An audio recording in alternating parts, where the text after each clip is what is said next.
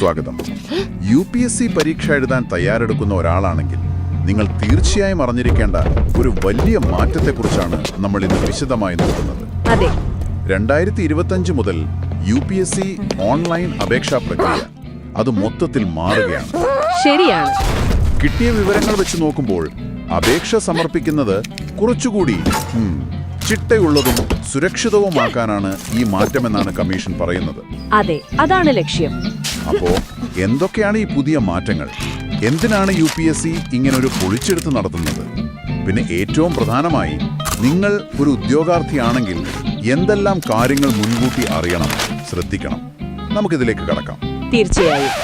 ഏറ്റവും പ്രധാനപ്പെട്ട മാറ്റം അല്ലെങ്കിൽ ആദ്യത്തെ മാറ്റമെന്ന് പറയാം, അപേക്ഷാ പ്രക്രിയയെ വ്യക്തമായ 4 ഭാഗങ്ങളായി തിരിച്ചിരിക്കുന്നു എന്നതാണ്. അതെ, ഇത് സിവിൽ സർവീസിന് മാത്രമല്ല, UPSC നടത്തുന്ന മറ്റു പരീക്ഷകളില്ലേ, എഞ്ചിനീയറിംഗ് സർവീസ് പോലുള്ളവ, അതിനെല്ലാം ഒരുപോലെ ബാധകമാവുന്ന ഒരു സ്റ്റാൻഡേർഡ് രീതിയാണ് ലക്ഷ്യമിടുന്നത്. അപ്പോ എല്ലാ പരീക്ഷയ്ക്കും ഇനി ഇതേ ഫോർമാറ്റ് ആയിരിക്കും? അതെ, അത് പ്രക്രിയയെ കൂടുതൽ ഘടനാപരമാക്കാൻ സഹായിക്കും. ഈ 4 ഭാഗങ്ങൾ ഇത് ഉദ്യോഗാർത്ഥികൾക്ക് എളുപ്പമാവോ അതോ തുടക്കത്തിൽ കുറച്ച് കൺഫ്യൂഷൻ ഉണ്ടാകുമോ?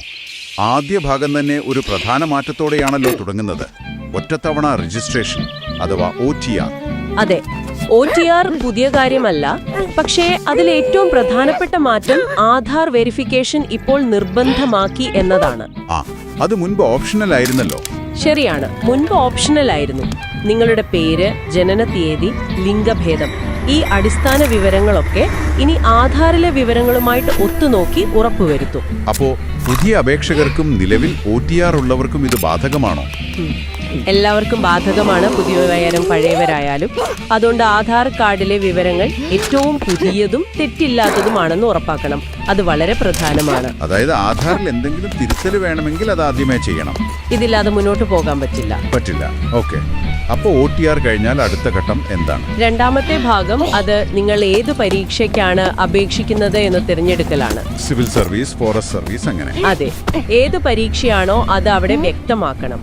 അതോടൊപ്പം നിങ്ങളുടെ സംവരണ വിഭാഗം, EWS, OBC, SC, ST അങ്ങനെയുള്ള കാര്യങ്ങൾ, പിന്നെ ഭിന്നശേഷി വിവരങ്ങൾ ബാധകമാണെങ്കിൽ മാത്രം, പിന്നെ പരീക്ഷ എഴുതാൻ ഉദ്ദേശിക്കുന്ന കേന്ദ്രം, ഇതെല്ലാം തിരഞ്ഞെടുക്കുന്നത് ഈ ഘട്ടത്തിലാണ്. ശരി.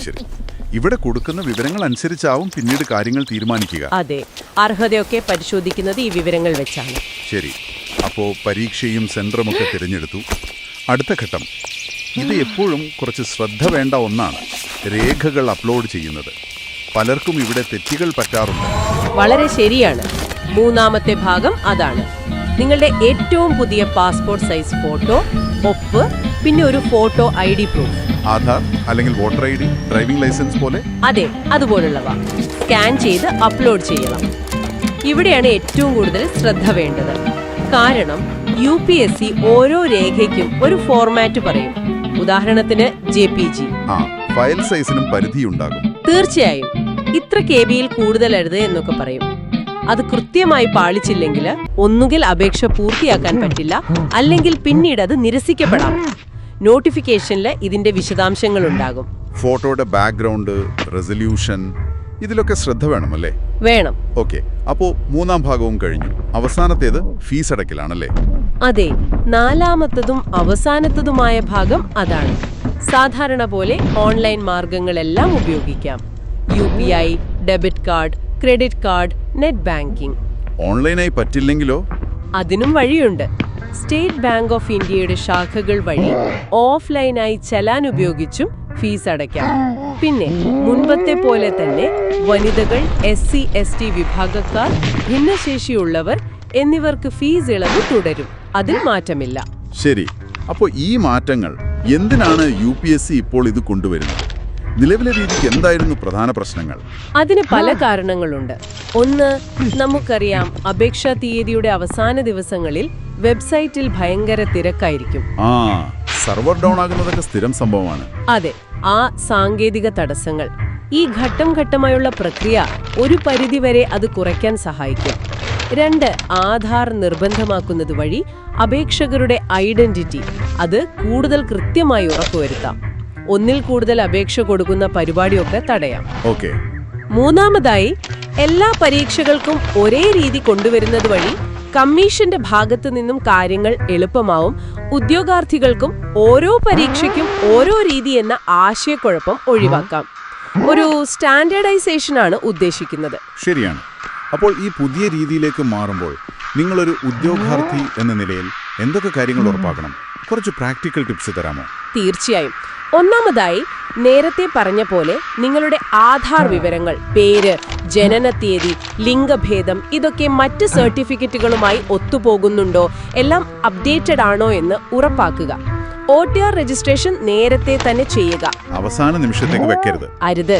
രണ്ടാമതായി, ഫോട്ടോ, ഒപ്പ് പോലുള്ള രേഖകൾ അത് UPSC പറയുന്ന ഫോമാറ്റിലും സൈസിലുമാക്കി കമ്പ്യൂട്ടറിൽ സേവ് ചെയ്ത് വെക്കുന്നത് നല്ലതാണ്.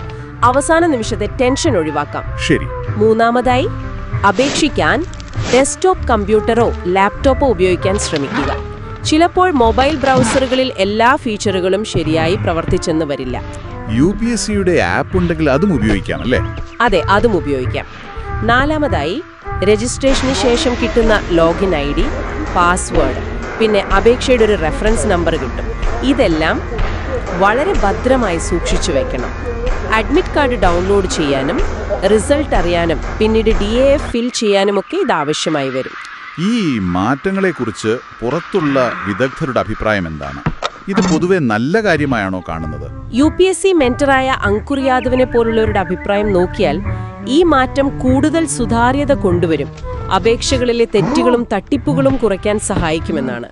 അതുകൊണ്ട് ഇത് നല്ല രീതിയിൽ നടപ്പിലാക്കിയാൽ വളരെ പ്രയോജനകരമാണ്. എന്നാൽ അദ്ദേഹം ഒരു പ്രധാനപ്പെട്ട ആശങ്കയും പറയുന്നുണ്ട്. ഗ്രാമീണ മേഖലകളിലെ ഉദ്യോഗാർത്ഥികൾ അല്ലെങ്കിൽ ഡിജിറ്റൽ സൗകര്യങ്ങൾ കുറഞ്ഞ സ്ഥലങ്ങളിലുള്ളവർ, അവർക്ക് ഈ പുതിയ ഓൺലൈൻ പ്രക്രിയ ചിലപ്പോഴൊരു ബുദ്ധിമുട്ടായേക്കാം. ശരിയാണ്. ഡിജിറ്റൽ ഡിവൈഡ് എന്നൊരു പ്രശ്നമുണ്ട്. അതെ, അവർക്ക് ആവശ്യമായ സാങ്കേതിക സഹായവും വിവരങ്ങളും കിട്ടുന്നുണ്ടെന്ന് UPSC ഉറപ്പാക്കണം എന്നും അദ്ദേഹം പറയുന്നുണ്ട്. അത് വളരെ പ്രധാനപ്പെട്ട ഒരു പോയിന്റാണ്. അപ്പോ ചുരുക്കത്തിൽ പറഞ്ഞാൽ ഈ പുതിയ 4 ഘട്ട അപേക്ഷാ പ്രക്രിയ UPSC പരീക്ഷ എഴുതുന്നവർക്കൊരു പുതിയ അനുഭവമായിരിക്കും. ആധാർ നിർബന്ധമാക്കിയത്, രേഖകളുടെ ഫോർമാറ്റ്, ഘട്ടം ഘട്ടമായുള്ള സമർപ്പണം, ഇതൊക്കെ ശ്രദ്ധിച്ചു മുന്നോട്ട് പോകണം. അതെ, സാങ്കേതിക വിദ്യ ഉപയോഗിച്ച് കാര്യക്ഷമതയും സുരക്ഷയും കൂട്ടാനുള്ള ശ്രമം നല്ലതാണ്. പക്ഷെ അത് എല്ലാവരെയും ഉൾക്കൊള്ളുന്നുണ്ടോ എന്നത് അത് പ്രധാനമാണ്.